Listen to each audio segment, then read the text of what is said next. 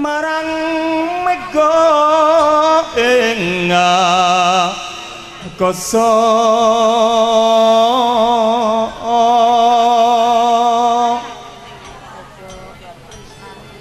tak gambuhna to penak men nyambut gawe kancane pruntus kok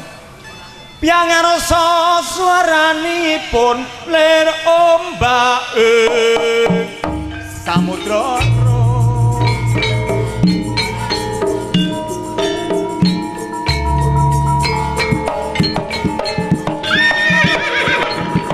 yo Pak Jaran yo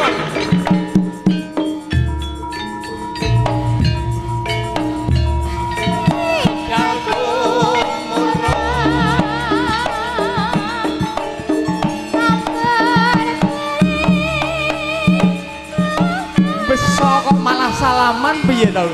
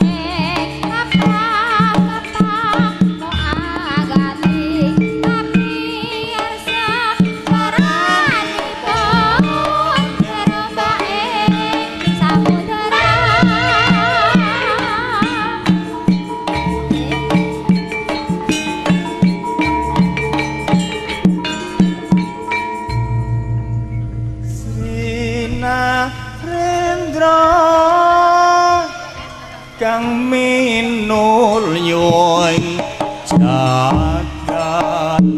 raya Pak Parmin Bu Parmin nderekaken monggo Pak Masdi nderekaken nggih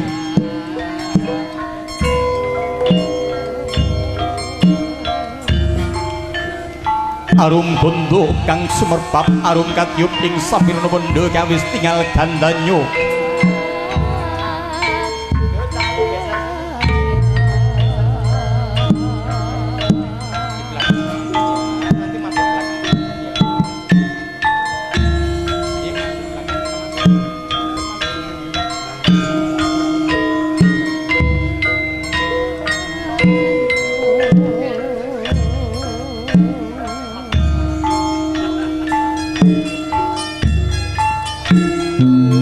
sinunta pangarosaning lampah sinebuting cucuk laku cucuk lampah yo gedhek agul-agul yo sapu kawating pahargyan yo sang subha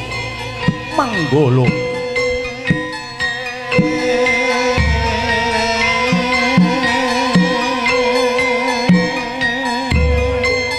subha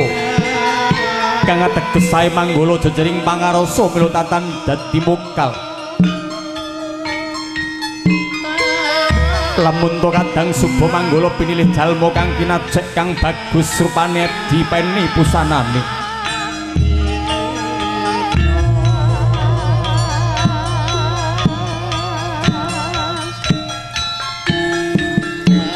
tuhu pinatrap jiwatasmu pun bagus Saiful Anam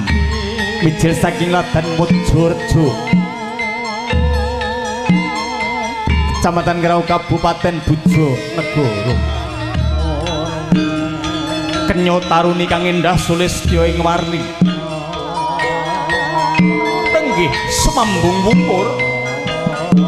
sekaring pawuhan kekanten asta tan genggang sakrikma